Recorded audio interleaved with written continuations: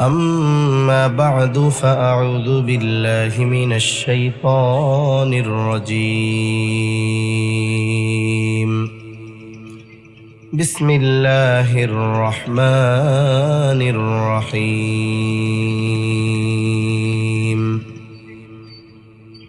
إن الله عنده علم الساعة وينزل الغيث ويعلم ما في الأرحام وما تدري نفس ماذا تكسب غدا وما تدري نفس بأي أرض تموت إن الله عليم خبير. وقال رسول الله صلى الله عليه وسلم: لا تقوم الساعة حتى يقبض العلم وتكثر الزلازل ويتقارب الزمان وتظهر الفتن وتكثر الهرج وهو القتل حتى يكثر فيكم المال فيفيض، أو كما قال النبي صلى الله عليه وسلم: صدق الله العلي العظيم وصدق رسوله النبي الكريم، ونحن على ذلك لمن الشاهدين والشاكرين والذاكرين، والحمد لله رب العالمين. سبحانك لا علم لنا إلا ما علمتنا إنك أنت العليم الحكيم. اللهم صل على محمد وعلى آل محمد كما صليت على إبراهيم وعلى آل إبراهيم إنك حميد مجيد. اللهم بارك على محمد وعلى آل محمد كما باركت على إبراهيم وعلى آل إبراهيم إنك حميد مجيد. আল্লাহর মহব্বতে আমরা একটু জিকির করি, লা ইলাহা ইল্লাল্লাহ, লা ইলাহা ইল্লাল্লাহ, লা ইলাহা ইল্লাল্লাহ, লা ইলাহা ইল্লাল্লাহ, লা ইলাহা ইল্লাল্লাহ।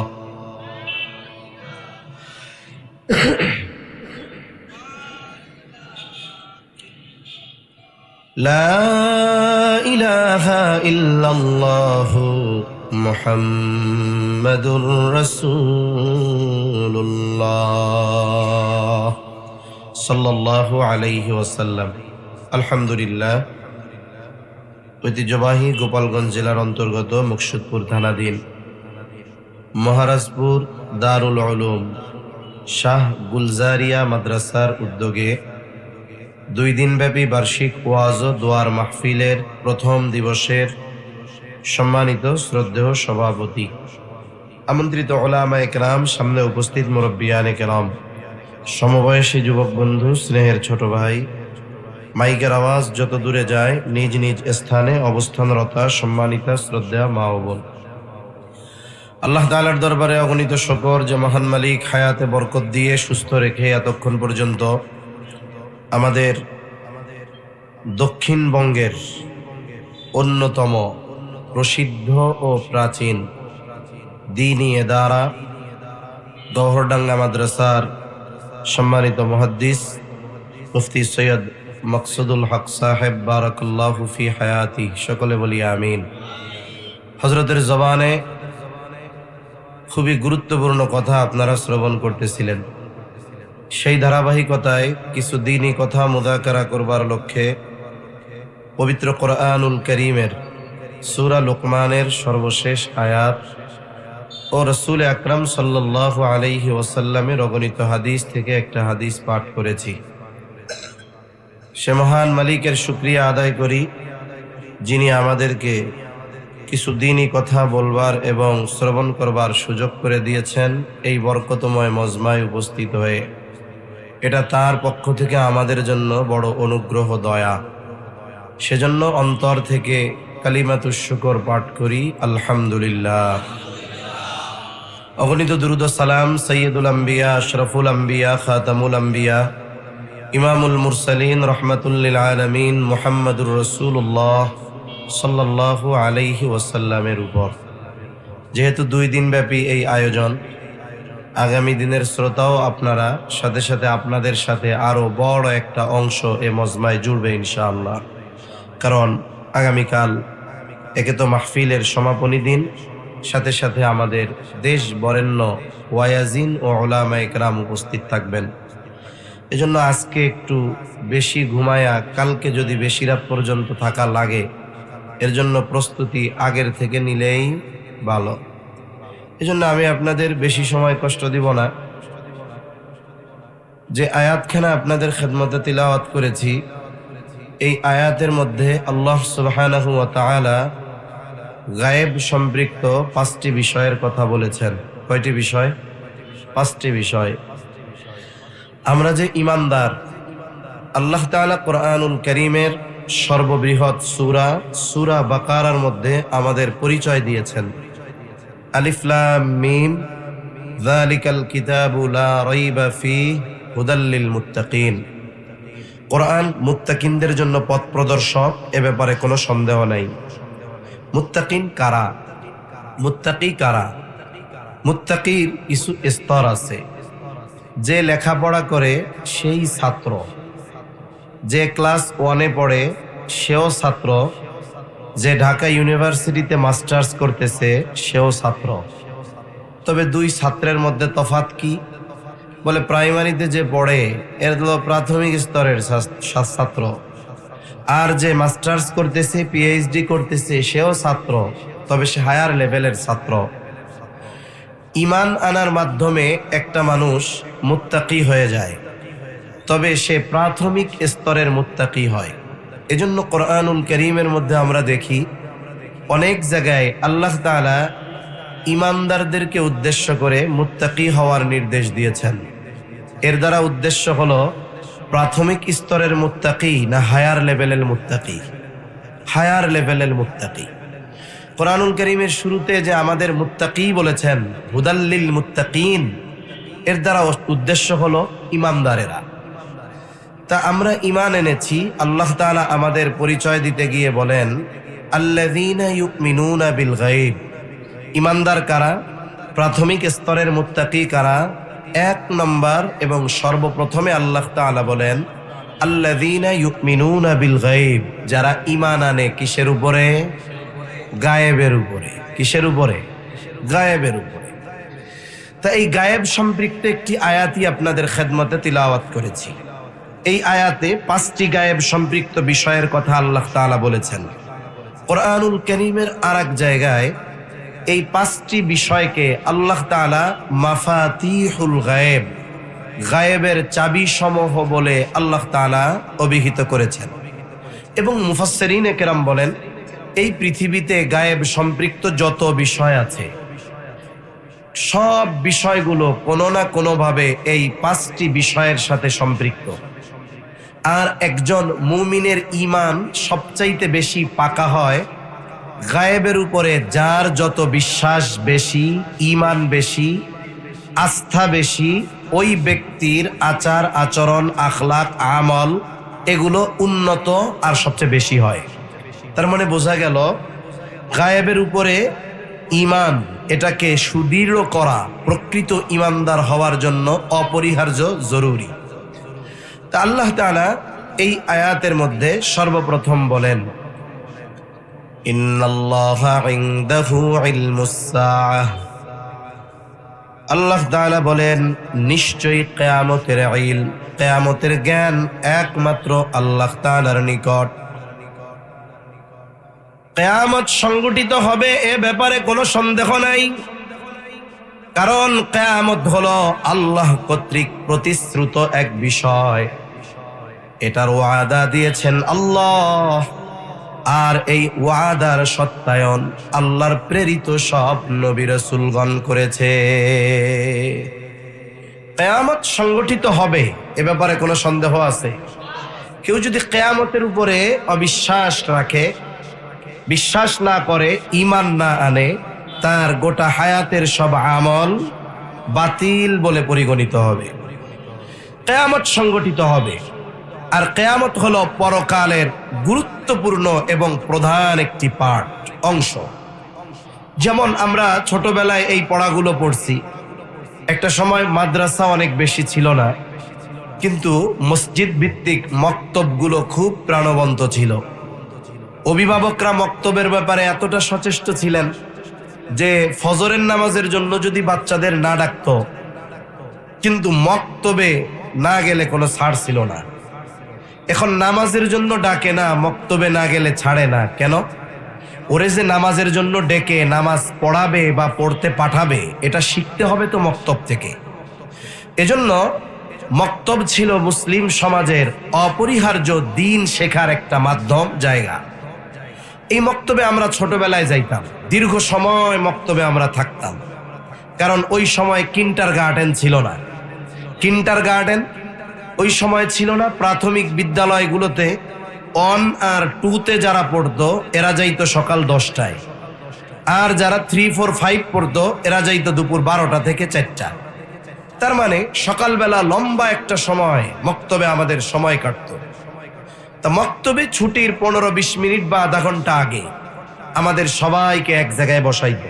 কোরআন শরীফ পড়ুক, কায়দা পড়ুক, বগদাদি কায়দা যা পড়ে পড়ুক, সবাইকে এক জায়গায় বসায়া মিছিলের সাথে সাথে তালে তালে কালেমায়ে তাইয়্যিবা, কালেমায়ে শাহাদাত, ঈমানে মুজমাল, ঈমানে মুফাসসাল, ওযু ভঙ্গের কারণ, ওযুর ফরজ, গোসলের ফরজ, নামাজের বাহিরে ভিতরে 13 ফরজ, নামাজের ওয়াজিব, নামাজ ভঙ্গের কারণ, বাথরুমে ঢোকার দোয়া, বের হওয়ার দোয়া, সূরা ফাতিহা, সাথে আরো কমপক্ষে 4টা সূরা, আত্তাহিয়াতু, দুরুদ শরীফ, দোয়ায়ে মাসুরা।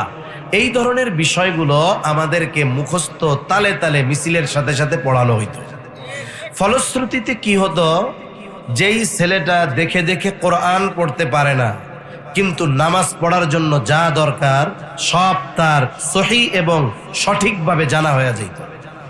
তো এই সময় যে কালিমাগুলো আমাদের পড়াইতো, এর একটা কালিমা হলো ঈমানে মুফাসসাল। কালিমাটা কি কালিমা বলেন তো? ঈমানে মুফাসসাল। ঈমানে মুফাসসালের মধ্যে মূলত ঈমানের ভিত্তি সমূহের আলোচনা। ইসলামের যেমন ভিত্তি আছে, বলেন তো ইসলামের ভিত্তি কয়টা? 5টি। ঈমানের ভিত্তি কয়টা? ঈমানের ভিত্তি মূলত 6টি, যদিও এই কালিমার মধ্যে 7টি বাক্য আছে, 7টি বাক্য আছে, 7টি বিষয় আছে, তবে মূলত 6টা। কারণ নবীজি সাল্লাল্লাহু আলাইহি ওয়াসাল্লাম হাদিসের মধ্যে জানিয়েছেন ঈমানের ভিত্তি কয়টা? 6টা। জোরে বলেন না, কয়টা? 6টা। কথা কি বুঝতে অসুবিধা হয়? আমার আগে তো ভাই আবার একটু তেজি ইমান দীপ্ত বক্তব্য দিয়ে গেছে, তো এখন আবার জিমানি চলে আসতে পারে আপনাদের। এজন্য ঘুমায় যায়েন না, অনেক রাত পর্যন্ত হবে না ইনশাআল্লাহ। তাহলে ঈমানের ভিত্তি হলো কয়টা? 6টা। তা ঈমানে মুফাসসালে আমরা কি পড়তাম? পড়াগুলো ছিল আমাদের জীবনের সবচাইতে গুরুত্বপূর্ণ পড়া। এখন অনেক উচ্চ শিক্ষিত ছেলে আছে, ডিগ্রিধারী ছেলে আছে, কালেমায়ে তাইয়্যিবা কোনটা এটাও জানে না, এমন আছে না নাই? ঈমানে মুফাসসাল যদি জিজ্ঞাসা করা হয়, যুবক মানুষ বলবে হুজুর 1 নম্বর সেইরা আছে, ভয়ে পালাবে। এক মজলিসে গিয়া জিজ্ঞাসা করছি, ওলামায়ে কেরাম আর তালিবুল ইলম যারা আছেন তারা বাদে আমার একটু ইমানে মুফাসসালটা শোনান। জিজ্ঞাসা করে আমি লজ্জায় পড়ে গেছি। একজন ব্যক্তি দাঁড়ানোর সাহস করে না। অনেক সময় হয় যে মানুষের সামনে সূরা ফাতিহা প্রত্যেক নামাজেই পড়ে, ইমাম পড়লে শোনে, নিজে যখন পড়ে নিজে পড়ে নামাজের মধ্যে, কিন্তু মানুষের সামনে বলতে গেলে ভুল হইতে পারে। তা আমি বললাম তাইলে একজন আইসা আমার কানের সাথে মুখ লাগায় আস্তে আস্তে একটু শোনান। এরকম একজন পাই নাই। তা এই পরিস্থিতি আমাদের দেশে আছে, এটা বাস্তব অবস্থা এরকম। তা এটা ছিল আমাদের জীবনের সবচাইতে গুরুত্বপূর্ণ পড়া। তা ইমানে মুফাসসালে কি পড়তাম আমরা? আমানতু বিল্লাহি ওয়া মালাইকাতিহি ওয়া কুতুবিহি ওয়া রুসুলিহি ওয়াল ইয়াউমিল আখিরি ওয়াল কদরি খাইরিহি ওয়া শাররিহি মিনাল্লাহি তাআলা ওয়াল বা'সি বা'দাল মাউত। এক নাম্বার আমরা বলতাম আমানতু বিল্লাহ, আমি ঈমান এনেছি আল্লাহ তাআলার উপর।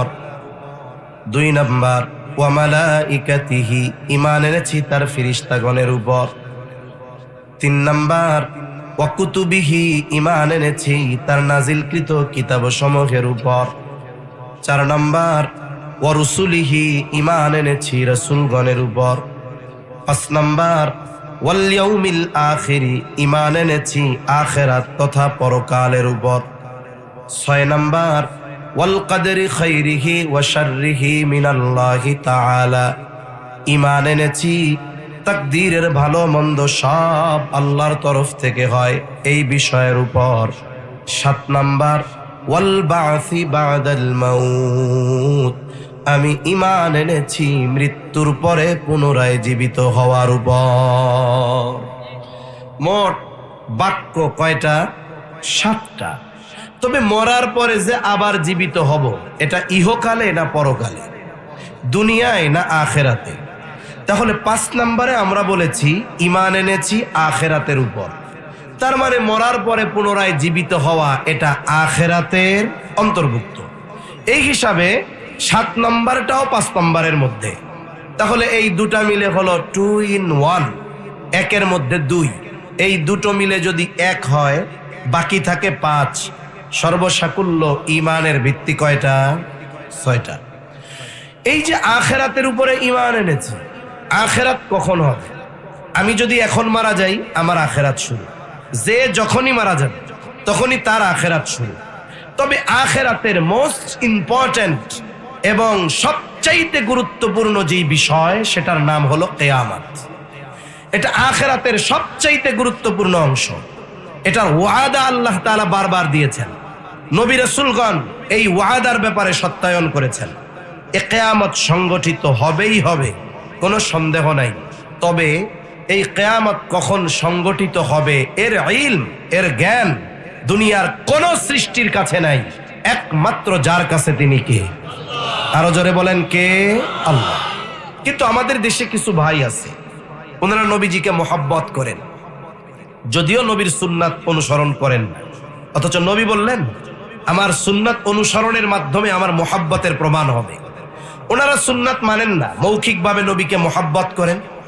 তা মহব্বত করতে করতে এমন একটা অবস্থায় নবীজি সাল্লাল্লাহু আলাইহি ওয়াসাল্লামকে নিয়ে যান যে একটা সময় ওনারা নবীজিকে আল্লাহর সমকক্ষ দাঁড় করিয়ে দেন এবং তারা বলেন আল্লাহ যেমন আলিমুল গায়েব, নবীজিও তেমন আলিমুল গায়েব। নাউযুবিল্লাহ। নবীজি কি আলিমুল গায়েব? আমরা যারা নবীজিকে আলিমুল গায়েব বলি না, তারা আমাদের বলে এরা হলো নবীর দুশমন। এরা কিসের দুশমন? নবীর দুশমন। এই ধরনের অপবাদ দেয়। অথচ একাধিক গ্রহণযোগ্য শুদ্ধ প্রমাণ দেওয়া যাবে যে নবীজি সাল্লাল্লাহু আলাইহি ওয়াসাল্লামের ভাষ্য যে আমি আলিমুল গায়েব না। তাহলে একমাত্র আলিমুল গায়েব কে? আল্লাহ। একটা দেই, রাসূল সাল্লাল্লাহু আলাইহি ওয়াসাল্লাম একদিন জিবরাইল আলাইহিস সালাম মানবাকৃতিতে সাহাবা একরামের উপস্থিতিতে নবীজির কাছে আসছেন। প্রসিদ্ধ একটা হাদিস আছে, হযরত ওমর রাদিয়াল্লাহু তাআলা আনহু থেকে বর্ণিত লম্বা হাদিস।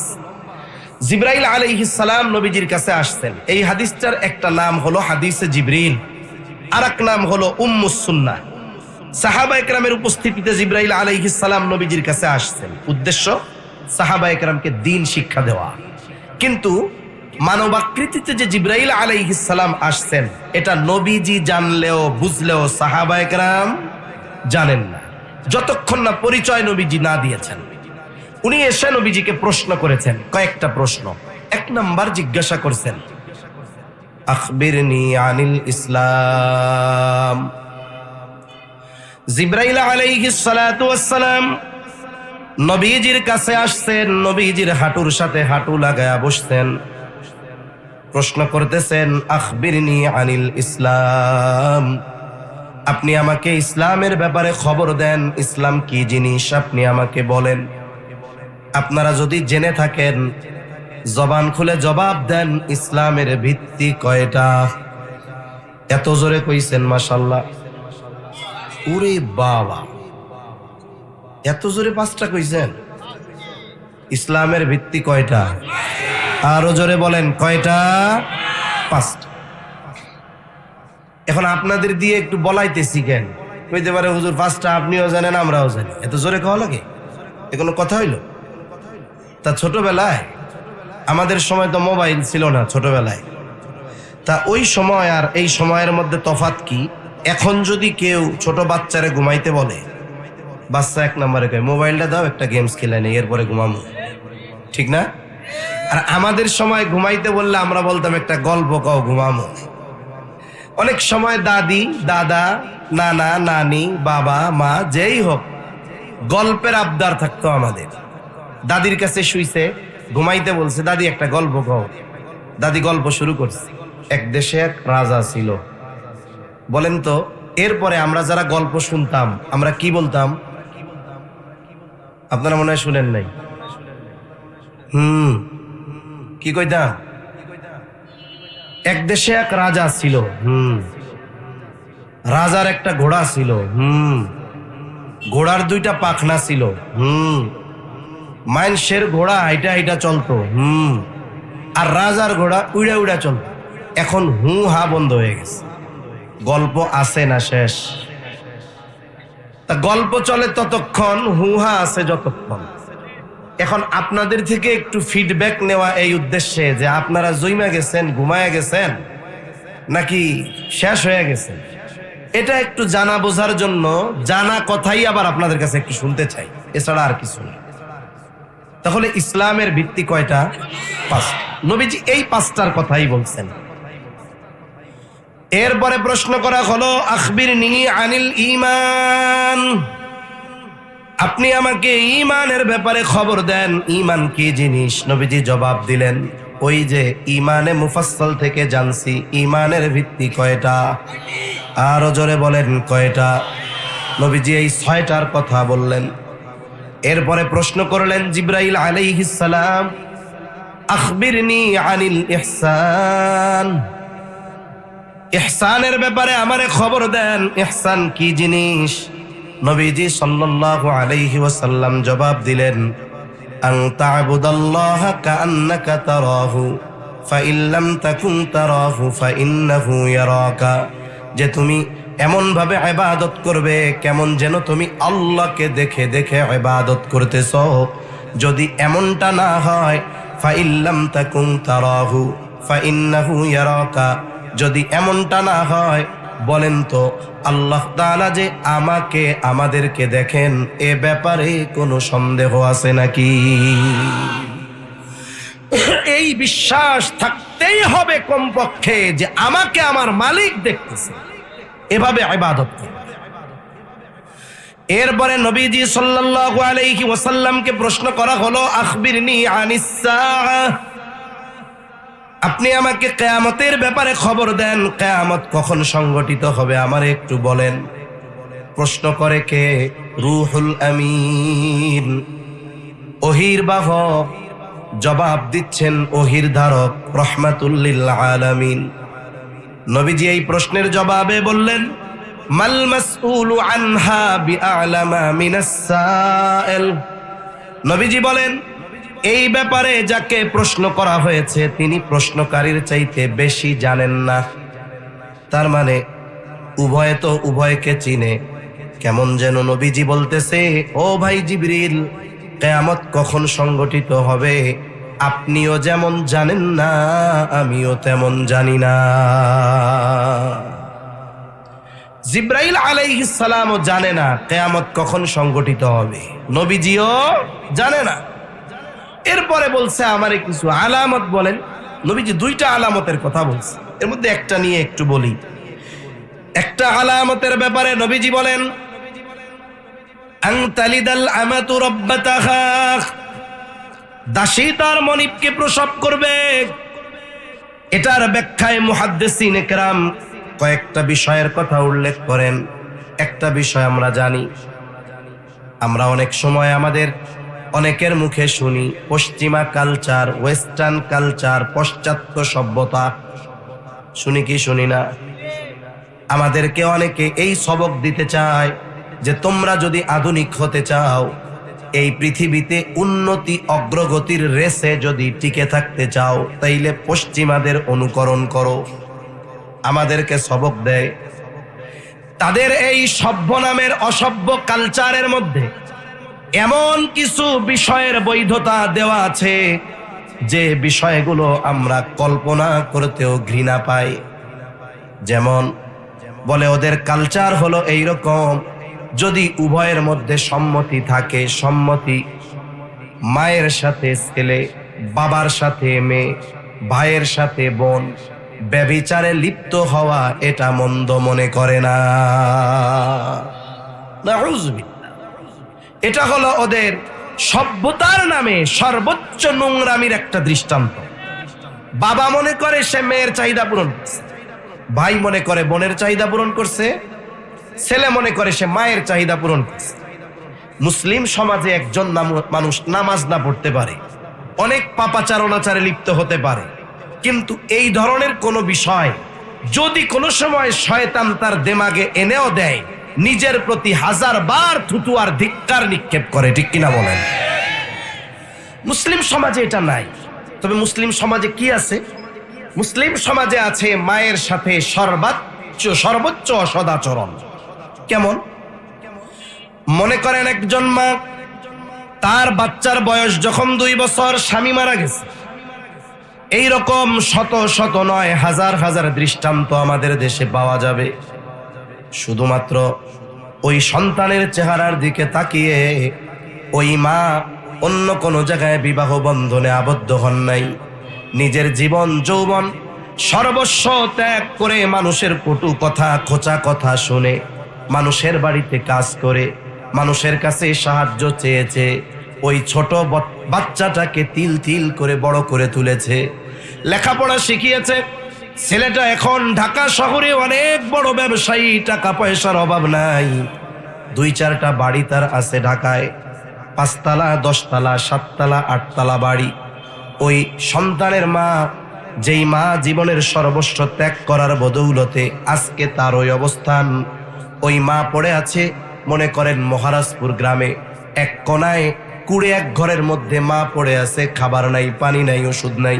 কিন্তু আফসোস, যেই মায়ের কল্যাণে সন্তান আজকে এই পর্যায়ে, ওই সন্তানের 10 তলা বাড়ির গাছতলায়ও মায়ের জায়গা হয় না। উপমা আমাদের দেশে আছে। শুধু তাই না, এমনও ঘটনা আছে, একাধিক সন্তান, মা শয্যাশায়ী হয়ে গেছে, কে মায়ের দেখাশোনা করবে কেউ রাজি হয় না। ভাইরা মিলে পরামর্শ করেছে, মা যেহেতু সেন্সলেস, মোটামুটি অজ্ঞান, যদি দূরে কোথাও ফালায় রাইখা আসি টের পাবে না। এবার পরামর্শ করে বস্তাবন্দি করে ভাইরা ওই মোহাব্বতের মা, যে 2টা বছর দুধ পান করিয়েছে, 10টা মাস গর্ভে ধারণ করেছে, ওই মাকে বহু দূরে অজ্ঞাত স্থানে ফালায় রেখে আসে। এমন ঘটনা এই দেশে কম বেশি আছে না নাই? এমনও আছে যে ছেলের বাসায় মা থাকে, যেই বেলা মা ঘর মুছে দেয়, কাপড় ধুয়ে দেয়, থালা বাসন ধুয়ে দেয়, ওই বেলায় খাবার জুটে। যেই বেলা বৃদ্ধ মানুষ বয়স আর অসুস্থতার কারণে এই কাজগুলা করতে পারে না, ওই বেলায় তার নসিবে খাবার জুটে না। এটা মুসলিম সমাজে কম বেশি আছে না নাই? এটা কিয়ামতের অন্যতম এক আলামত। সময়ের সাথে সাথে আল্লাহ না করুক বাড়বে, তবে আমরা কি করব? কালের স্রোতে সব জায়গায় এক তালে চলা যায় না। এই ধরনের পাপ যেন আমার আপনার মাধ্যমে কখনো সংগঠিত না হয়। তাহলে হাদিসের অংশটা বলার মূল উদ্দেশ্য ছিল কিয়ামত কখন সংগঠিত হবে এই খবর আল্লাহ তাআলা ছাড়া কেউ জানে না। কারণ নবীজিও আলিমুল গায়েব নয়, জিবরাইল আলাইহিস সালাম আলিমুল গায়েব নয়। তবে কিয়ামত সংগঠিত হওয়ার আগে অনেক আলামত প্রকাশ পাবে। আমি আপনাদের খেদমতে এই ধরনের একটা হাদিস পাঠ করেছি। নবীজি সাল্লাল্লাহু আলাইহি ওয়াসাল্লাম এই হাদিসের মধ্যে 6টি বিষয়ের কথা উল্লেখ করে বলেন, এই 6টা বিষয় যতক্ষণ সংগঠিত না হবে ততক্ষণ পর্যন্ত কিয়ামত সংগঠিত হবে না। কয়টা বিষয়? 6টা বিষয়। 1 নাম্বার, নবীজি সাল্লাল্লাহু আলাইহি ওয়াসাল্লাম বলেন, লা তাকুমুস সাআতু হাত্তা ইউকবাদাল ইলম। নবীজি সাল্লাল্লাহু আলাইহি ওয়াসাল্লাম বলেন, ততক্ষণ পর্যন্ত কিয়ামত সংগঠিত হবে না যতক্ষণ না ইলম উঠিয়ে না নেওয়া হবে। ইলম যতক্ষণ উঠায় না নেওয়া হবে ততক্ষণ কিয়ামত হবে না। এখন প্রথম প্রশ্ন, ইলম বলতে আমরা কি বুঝি? স্বাভাবিকভাবে মানুষ বোঝে ইলমের উৎস হলো কোরআন আর সুন্নাহ। এই দৃষ্টিকোণ থেকে আগের মানুষ অনেকের ধারণা এখনো এইরকম যে কিয়ামতের আগে হয়তো আল্লাহ তাআলা কোরআন হাদিস উঠায় নিয়ে যাবে। কিয়ামতের আগে আল্লাহ হয়তো কোরআন হাদিস উঠায় নিয়ে যাবে। ছোটবেলায় আমরা গল্প শুনতাম মুরব্বীদের কাছে, ওনারা বলতো কিয়ামতের আগে আল্লাহ কোরআন হাদিস উঠায় নিয়ে যাবে। পৃথিবীতে এত লেখা কোরআন, এত হাদিস, আল্লাহ তাআলা উঠায় নিবেন পদ্ধতিটা কি? তখন তারা গল্প বলতো। গল্পটা একটু শোনাই আপনাদের, শোনামো? বলতো যে একদিন ফজরের নামাজে ইমাম সাহেব তাকবীরে তাহরিমা বলবেন, মানে আল্লাহু আকবার বলবেন, হাত বাঁধবেন, সানা পড়বেন, আউযু বিল্লাহ বিসমিল্লাহ পড়বেন। ফজরের নামাজে কেরাত ইমাম সাহেব মনে মনে পড়ে, আস্তে আস্তে পড়ে না জোরে জোরে? জোরে জোরে পড়ে। এখন ইমাম সাহেব সানা পড়বার পর, আউযু বিল্লাহ বিসমিল্লাহ পড়বার পর কোন সূরা জানি পড়বে? সূরা ফাতিহা পড়বে। সূরা ফাতিহা। এখন অবস্থা হলো এরকম, ইমাম সাহেব তো ঠায় দাঁড়ায় আছে, সূরা ফাতিহা তো সে পড়ে না। আবার এমনও হয় নাই যে অজ্ঞান হয়ে জমিনের উপরে পড়ে গেছে। ইমাম সাহেব সূরা ফাতিহা ভুলে গেছে। এখন ইমাম যদি কেরাত ভুলে যায়, স্বাভাবিকভাবে যে রোজার মাসে আমরা দেখি হাফেজ সাহেব তিলাওয়াত শুরু করছেন, প্রথম রাকাত শেষ করে দ্বিতীয় রাকাতে দাঁড়াইছেন, এক টানে সূরা ফাতিহা কমপ্লিট, গায়রিল মাগদুবি আলাইহিম ওয়ালাদ-দাল্লিন বলছেন, মুসল্লিরা আস্তে আস্তে আমিন বলছে। এরপরে হাফেজ সাহেব ব্রেক দিয়া দাঁড়ায় আছে, কিছু কয় না। তখন পেছনে দাঁড়ানো আর একজন হাফেজ সাহেব কি করে, পৃষ্ঠার শুরু যদি হয় ওখান থেকে ধরায়া দেয়। 1-2 শব্দ যখন বলে তখন উনি আবার বলা শুরু করে। ইমাম সাহেব চিন্তা করতেছে আমি ভুলছি, হয়তো জেহেন থেকে ছুটে গেছে, পেছন থেকে তো মনে করাই দিবে। কিন্তু কিছু সময় পর মুসল্লিও কিছু কয় না, ইমামও পড়তে পারে না। তার মানে মুসল্লিও সূরা ফাতিহা ভুলছে, ইমামও ভুলছে। এখন ইমাম সাহেব বাধ্য হইয়া নামাজ ছেড়ে দিবে। এটা হলো গল্প। এবার তিনি মসজিদের তাক থেকে কোরআনটা হাতে নিবেন। উদ্দেশ্য হলো সূরা ফাতিহার উপরে একটু নজরটা বুলাবেন। কিন্তু আফসোস, উনি যখন কোরআন হাতে নিয়ে কোরআন খুলবেন সূরা ফাতিহা দেখার জন্য, উনি দেখবেন কোরআনের সব পাতাগুলো সাদা, একটা লেখাও গোটা কোরআনুল কারীমের মধ্যে নাই। তো বলতো যে এইভাবে আল্লাহ কোরআন হাদিসের লেখা একসাথে উঠায় নিয়ে যায়। আসলে ইলম উঠিয়ে নেওয়ার পদ্ধতি এটা নয়। ইলম আল্লাহ কিভাবে উঠায় নিবে? আর এক হাদিসে নবীজি সাল্লাল্লাহু আলাইহি ওয়াসাল্লাম বলেন, ইন্নাল্লাহা লা ইয়াকবিদুল ইলমা ইনতিজাআন ইয়ানতাজিউহু মিনান নাস। নবীজি সাল্লাল্লাহু আলাইহি ওয়াসাল্লাম বলেন, আল্লাহ তাআলা মানুষের অন্তর থেকে একত্রে একসাথে ইলম উঠায় নেবেন না, এমনটা হবে না। হাফেজে কোরআন গোটা পৃথিবীর সবাই ঘুমায় আছে, ঘুম থেকে উঠে কোরআন ভুলে যাবে, এমনটা হবে না। রাতারাতি কোরআন হাদিস আল্লাহ তাআলা উঠায় নিবেন না। ইলম তাহলে আল্লাহ কিভাবে উঠায় নিবেন? নবীজি বলেন, ওয়ালাকিন ইয়াকবিদুল ইলমা বিকবদিল উলামা, বরং আল্লাহ তাআলা আলেমদেরকে উঠিয়ে নেওয়ার মাধ্যমে ইলম উঠায় নিয়ে যাবে। আলেমদেরকে দুনিয়া থেকে উঠিয়ে নিয়ে যাওয়ার মাধ্যমে ইলম আল্লাহ উঠায় নেবেন। এজন্য একটা প্রবাদ আছে, আলেমের মৃত্যু কেমন যেন আলমের মৃত্যু। এক একজন আলেমের মাধ্যমে এই দুনিয়া থেকে প্রকৃত ইলম উঠে যায়। ইলম মানে এটা না যে কোরআনুল কারীম আছে কত সুন্দর ছাপা লেখা ঝকঝকা বাইন্ডিং, এর দ্বারা নয় যে এই পদ্ধতিতে ইলমের হেফাজত হবে, বরং আল্লাহ তাআলা ইলমের হেফাজত আলেমদের মাধ্যমে করেন। ঠিক কিনা বলে? এনারা উঠে যাবে, আস্তে আস্তে ওনাদের সাথে আল্লাহ তাআলা ইলম উঠায় নেবেন। বরং সময়ের সাথে সাথে কোরআন হাদিসের ছাপা লেখা আরো চকচকা ঝকঝকা হবে। এক সময় কোরআন শরীফ পড়তে গেলে তা না সা বোঝা যাইতো না, ফোটা টোটা আর এক জায়গায় পড়ে যাইত। কিন্তু এখন বাজারে এত সুন্দর সুন্দর কোরআন পাওয়া যায়, কয়েক রঙের লেখা থাকে। ওয়াজিব গুন্না এক কালার লেখা থাকে, যে এখানে গোলাপি কালার থাকবে এটা ওয়াজিব গুন্না, যেখানে সবুজ কালার থাকবে এটা একফা গুন্না, যেখানে হলুদ কালার থাকবে এখানে ইদগামে বা গুন্না। এভাবে সুন্দর লেখা থাকে। পৃষ্ঠাগুলো এত ভালো, বলে পানিতে ভিজলেও এটা ছিড়বে না।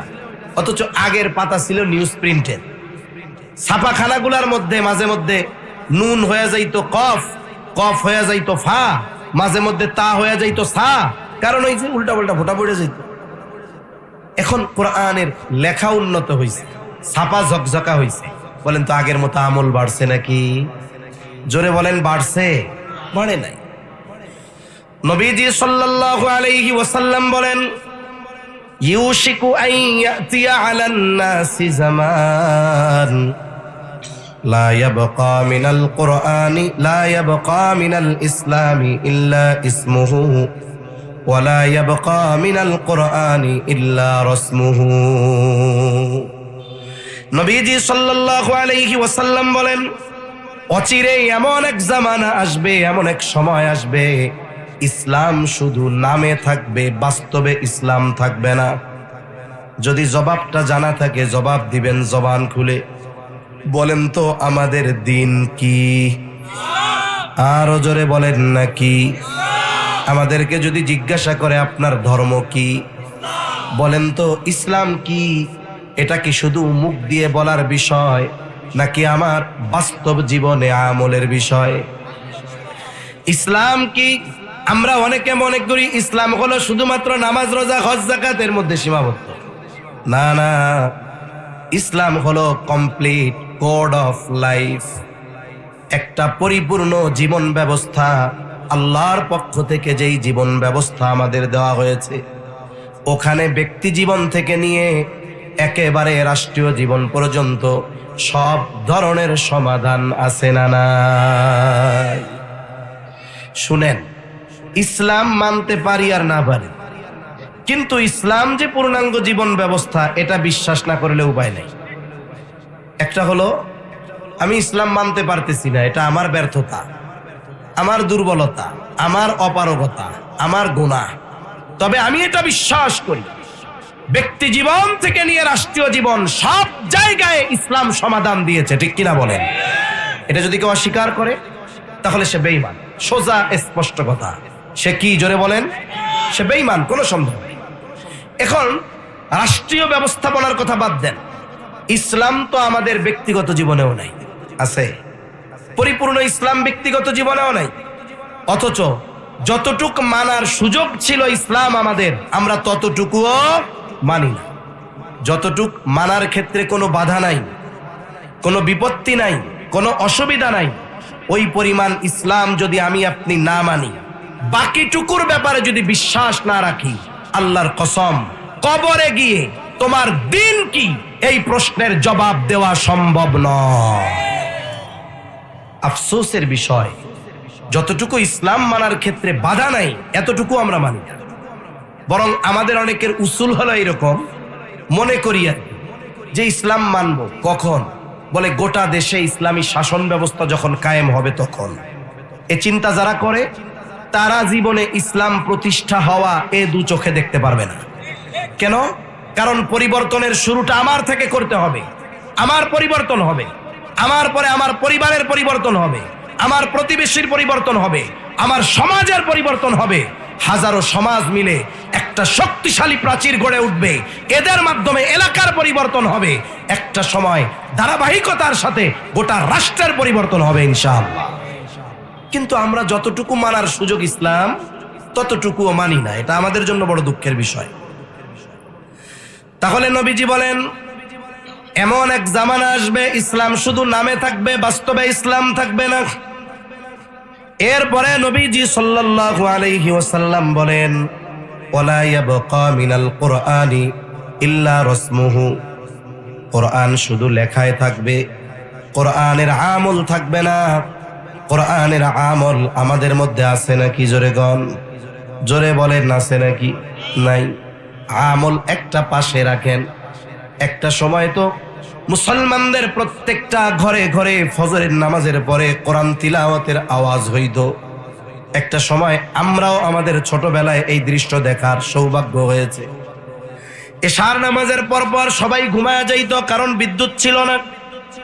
এশার নামাজের পরে খেয়ে দেয়ে তাড়াতাড়ি বাড়ির সবাই ঘুম। একেবারে সুবহে সাদিকের আগে মহিলারা ঘুম থেকে উঠে যাইত। ওই আধারের মধ্যেই উঠান ঝাড়ু দিয়া ফেলতো। অনেকের বাড়ির সাথে রাস্তা থাকতো, এটারে কইতো বাহির বাড়ি। ওইখানেও ঝাড়া মোছা দিয়া পরিষ্কার, রাস্তাটাও ঝাড়ু দিয়া আসতো সুবহে সাদিকের আগে। এরপরে এসে ওযু করে নিজেরা তাহাজ্জুদে দাঁড়ায় যাইতো, বাড়ির অন্যান্য পুরুষদেরকে জাগায়া দিত। এইবার পুরুষেরাও উঠে 2-4 রাকাত তাহাজ্জুদের সালাত আদায় করত। ইতিমধ্যে মসজিদের মিনার থেকে আজানের আওয়াজ। মহিলারা অলরেডি জায়নামাজের মধ্যে বসা, ফজরের নামাজ আদায় করে নিয়েছে। আর পুরুষেরা বাড়ি থেকে রওনা হয়েছে আজানের আধা ঘন্টা পরে ফজরের সালাত নামাজ। বাচ্চাদেরকে উঠায় দেওয়া হতো। এইবার পুরুষ মহিলারা ফজরের নামাজ শেষ করে, কোরআন তিলাওয়াত শেষ করে পুরুষদের আগমনের জন্য অপেক্ষায় থাকতো। সকালবেলার হালকা নাস্তা, চা, টোস্ট, বিস্কুট, শীতের দিন হইলে খেজুরের রস আর হুড়ুম, তাই না? খেজুরের গুড় আর মুড়ি নিয়ে বৈশা থাকতো, চা বানাইতো।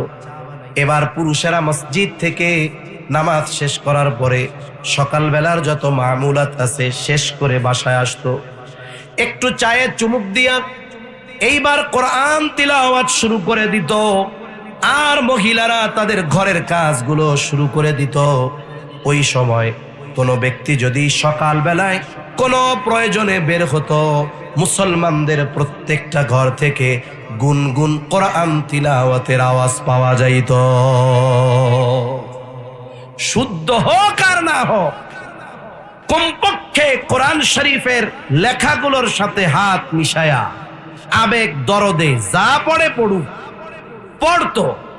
আর পড়া শেষে একটা মুহাব্বতের চুমা দিয়া গিলাফের মধ্যে কোরআনটা রেখে দিত। বলেন তো, আমল তো রাখলাম এক পাশে, সেই তিলাওয়াত আছে? জোরে বলেন, আছে? তিলাওয়াত নাই। তিলাওয়াত বাদ দেন, এটাও এক পাশে রাখলাম। কোরআনের প্রতি যেই আজমত, যেই মুহাব্বত, যেই ভালোবাসা থাকা দরকার ছিল, এটাও নাই। সারা বাংলাদেশে বিভিন্ন জায়গায় সফরের সুবাদে অনেক কিছু দেখার সুযোগ হয়। অনেক জায়গায় নামাজে নামি, কত সুন্দর মসজিদ, প্রত্যন্ত অঞ্চল, বাহির দিয়ে টাইলস করা, ভেতরে মার্বেল, মেহরাবটা এত সুন্দরভাবে সাজানো। একটা মেম্বার বানাইছে মনে হয় লাখ টাকা খরচ করে, আবার সামনে দিয়েও টাইলস করেছে, কত সুন্দর। আবার ছোট্ট মসজিদ, কিন্তু 15 টন এসি লাগানো আছে। হায় আফসোস, এত সুন্দর সবকিছু, কিন্তু ওই মসজিদের তাকে রাখা কোরআন গুলো সবচাইতে অবহেলার জিনিস। দেখা যায় ছেঁড়া, বিক্ষিপ্ত, পুরানো গেলাপবিহীন কোরআনগুলো মসজিদের তাকে পড়ে আছে এবং অনেক জায়গায় দেখা যায় ওই টাইলস আর এসিওয়ালা মসজিদের মধ্যে কোরআনুল কারীমের উপরে টিকটিকিয়ার তেলাপোকা পায়খানা করে রাখছে। কি হবে টাইলস দিয়ে, কি হবে ওই মোজাইক দিয়ে, কি হবে মার্বেল দিয়ে, কি হবে এসি দিয়ে, যেই আল্লাহর ঘরে আল্লাহর কালামটাকে মর্যাদার সাথে রাখার সুযোগ হয় না। অনেক বাড়িতে তো এমন আছে 10 বছর আগে বাপ মারা গেছিল, ওই দিন ভুলে টুলে কোরআনটা বাইর করে ফেলছে, এরপরে যে প্যাকেট কইরা রাখছে এখন ইন্তজার করতেছে কবে মা মরবে আবার কোরআনটা বাইর করবে। আছে না নাই? আছে না? বলেন তো। কোরআন আল্লাহ বললেন হুদাল্লিল মুত্তাকিন, আর ওই কোরআনকে আমরা বানায় ফেলছি এক অবহেলার এক কিতাব। এটা আমাদের জন্য বড় দুর্ভোগ, বড় আফসোসের আর বড় কষ্টের, ঠিক কিনা বলেন? কষ্ট হইতেছে আপনাদের? তাহলে চিন্তা করেন, নবীজি বললেন এমন এক জামানা আসবে কোরআন থাকবে লেখায়, আমল থাকবে না। এখন আমরা কি দেখতেছি? আমল তো বহুদূর, তিলাওয়াত নাই। তিলাওয়াত তো বহুদূর, কোরআনের প্রতি আজমত, সম্মান, মোহাব্বতটাও নাই। তাহলে কথা থেকে অনেক দূরে চলে যাচ্ছি। নবীজি বললেন আল্লাহ তাআলা আলেমদেরকে উঠিয়ে নেওয়ার মাধ্যমে আল্লাহ তাআলা ইলম উঠায় নিয়ে যাবেন, আর যতক্ষণ না ইলম উঠিয়ে না নেওয়া হবে ততক্ষণ পর্যন্ত কিয়ামত সংগঠিত হবে না। কারণ সমকালীন সময় আমাদের আকাবিরিন যারা দুনিয়া থেকে চলে গেছে, ওনারা যেই কোরআন পড়েছে আমরাও সেই কোরআন পড়ি, ওনারা যেই হাদিস পড়েছে আমরাও সেই হাদিস পড়ি। আমাদের দক্ষিণবঙ্গ নয়, গোটা বাংলাদেশের অন্যতম গর্ব আমাদের সদর সাহেব হুজুর রহমাতুল্লাহ আলাইহি, উনি যেই কোরআন পড়েছে আমরাও সেই কোরআন পড়েছি, পড়ি। উনি যেই হাদিস পড়েছে আমরাও সেই হাদিস পড়েছি, পড়ি। কিন্তু বলেন তো, শামসুল হক ফরিদপুরি রহমাতুল্লাহ আলাইহির কোরআন হাদিসের বুঝ, ইলমি গভীরতা, তাকওয়া, আর এই সময়ের সবচাইতে বড় আলেম যিনি, তার ইলমি গভীরতা আর তাকওয়া এক নাকি? আল্লাহ তাআলা এই কোরআন হাদিসের বুঝ সদর সাহেব হুজুর রহমাতুল্লাহ আলাইহিকে যা দিয়েছে, এই সময়ে পৃথিবীর শ্রেষ্ঠ আলেমকেও যদি আনা হয় ওনার 10 ভাগের 1 ভাগও তার মধ্যে পাওয়া যাবে না। তাহলে কি হলো? কোরআনও আছে, হাদিসও আছে, কিন্তু ইলমের মূল যে জিনিস, এটা আল্লাহ তাআলা ওই ব্যক্তিদের উঠায় নেওয়ার মাধ্যমে উঠিয়ে নিয়ে যাচ্ছে। এজন্য আমাদের কি দরকার? সমকালীন সময়েও যারা আছে তাদেরকে কদর করা দরকার, তাদের জন্য আল্লাহর কাছে দোয়া করা দরকার, উলামায়ে কেরামের সাথে মুহাব্বত, সংস্পর্শতা বাড়ানো দরকার, ভালোবাসা বাড়ানো দরকার।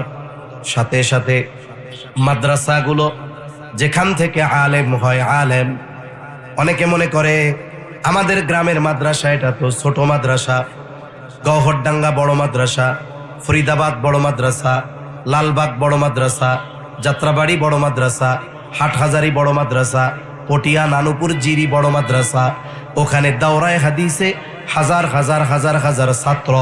মনে রাখতে হবে, এই হাজার হাজার ছাত্র বড় বড় মাদ্রাসায় হাজার হাজার ছাত্র দাওরায়ে হাদিসে পড়ার অন্যতম অবদান হলো আপনার আমার গ্রামের ছোট্ট ছোট্ট মাদ্রাসাগুলো। এই মাদ্রাসাগুলো থেকেই তো পড়ে এক সময় ফরিদাবাদ যায়, এ মাদ্রাসা থেকে পড়েই তো গওহরডাঙ্গা যায়, ঠিক কিনা বলেন? এজন্য মনে রাখতে হবে, এগুলো হলো ভিত। এগুলো কি? এগুলো ভিত্তি। এগুলো যতদিন আমরা ঠিক রাখবো, ফরিদাবাদ ঠিক থাকবে, যাত্রাবাড়ি ঠিক থাকবে, গওহরডাঙ্গা ঠিক থাকবে। এজন্য আমাদের করণীয় কি?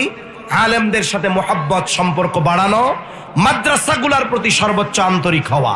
মাদ্রাসা থাকবে, ইলমের চর্চা থাকবে, আলেম হবে, আল্লাহ তাআলা আলেমদের বদৌলতে কিয়ামতকে আমাদের থেকে দূরে সরায় রাখবে। তাহলে 1 নাম্বার, নবীজি বলেন ততক্ষণ পর্যন্ত কিয়ামত সংগঠিত হবে না যতক্ষণ না আল্লাহ তাআলা ইলম উঠিয়ে না নিবেন। 2 নাম্বার, নবীজি সাল্লাল্লাহু আলাইহি ওয়াসাল্লাম বলেন, ওয়া তাকসুরুজ জালাজিলু, কিয়ামতের আগে জালজালা বেড়ে যাবে, ভূমিকম্প বেড়ে যাবে। ভূতাত্ত্বিক যারা, তারা বলেন এই পৃথিবীতে প্রতিনিয়ত ভূমিকম্প হতেই থাকে, তবে মাত্রা কম, এই কারণে আমরা অনুধাবন করতে পারি না। তবে যখন একটু মাত্রা বেশি হয়, টেকটনিক প্লেট, আমরা পৃথিবীর উপরিভাগে বসবাস করি, এটা খণ্ডে খণ্ডে বিভক্ত।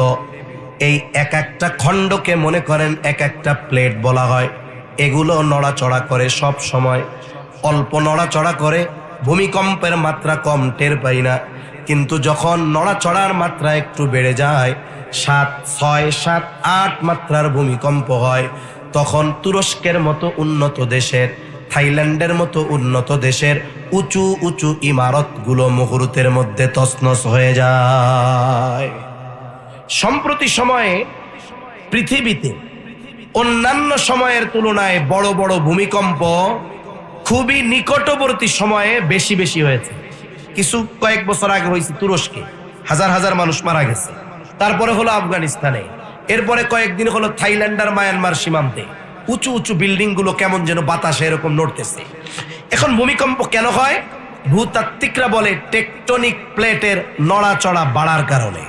এটা তো জাগতিক কারণ, কিন্তু ইমানদারেরা জানে এই ভূমিকম্প হলো এই স্থলের একটি মুসিবত, বিপর্যয়।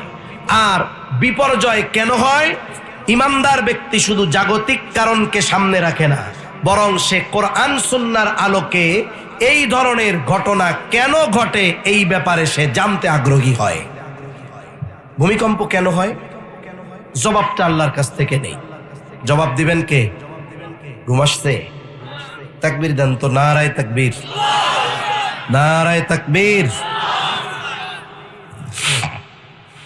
আল্লাহ তাআলা বলেন, যাহারাল ফাসাদু ফিল বাররি ওয়াল বাহরি বিমা কাসাবাত আইদিন নাস।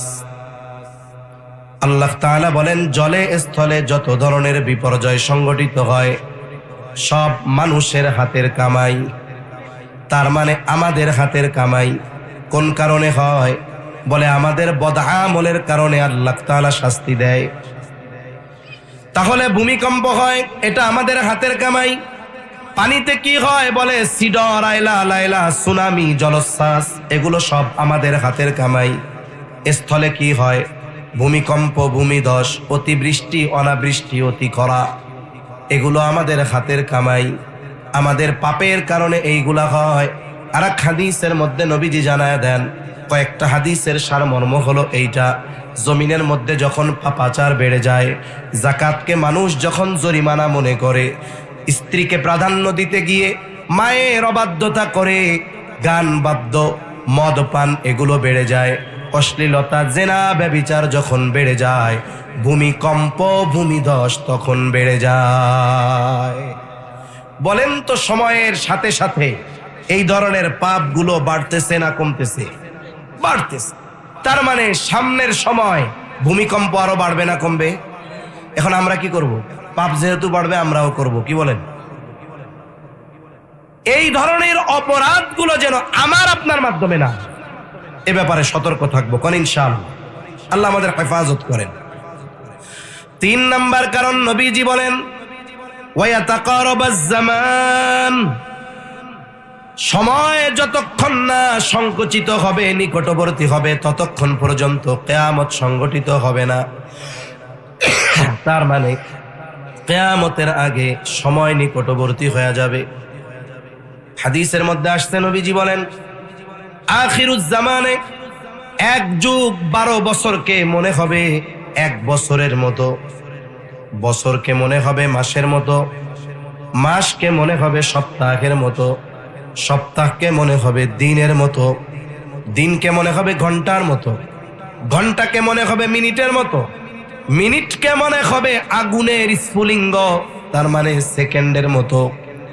আজ থেকে 500 বছর আগেও 12 বছরে 1 যুগ ছিল, 12 মাসে 1 বছর ছিল, কিন্তু এখনো সেটা আছে।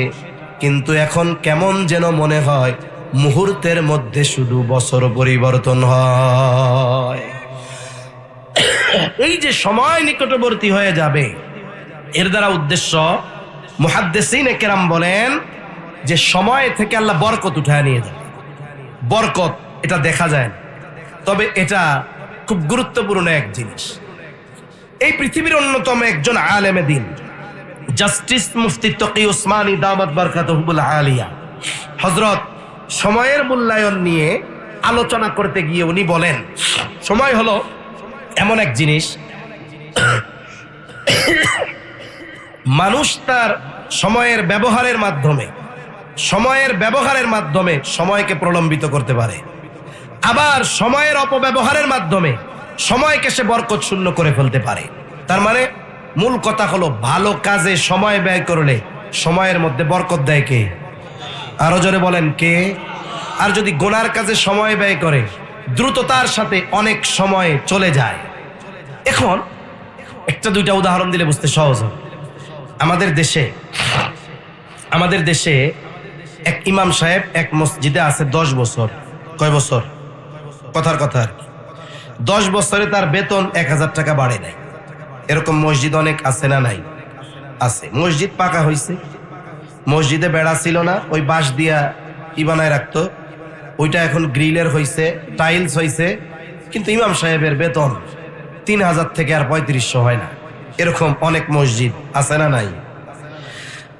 মুসল্লি কমিটি ইমামের বেতন বাড়াইতে পারুক আর না পারুক, ইমামের ব্যক্তিগত বিষয় সহ A to Z ইমামের ব্যাপারে মোটামুটি ডক্টরেট করে ফেলে। ডক্টরেট কোন কোন বিষয়ে করে? বিষয়গুলোর মধ্যে একটা বিষয় হলো, আমাদের ইমাম সাহেবের ফজরের নামাজে কয় রাকাত লাগে, কয় মিনিট লাগে, জোহরের নামাজে কয় মিনিট লাগে, আসরের নামাজে কয় মিনিট লাগে, মাগরিবের নামাজে কয় মিনিট লাগে। এটা মোটামুটি মুসল্লিদের মুখস্থ, ঠিক কিনা বলেন? আছে।